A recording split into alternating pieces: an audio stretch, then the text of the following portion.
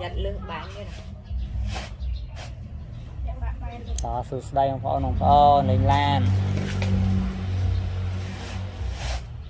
chia ra nọ bị đường ngầm thom ạ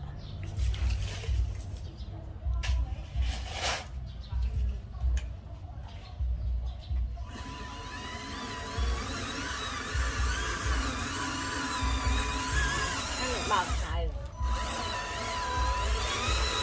trắng vào đây cụ ta hai á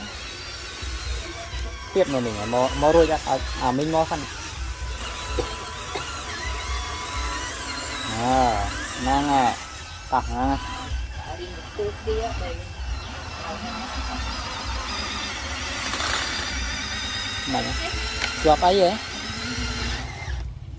rẻ con ra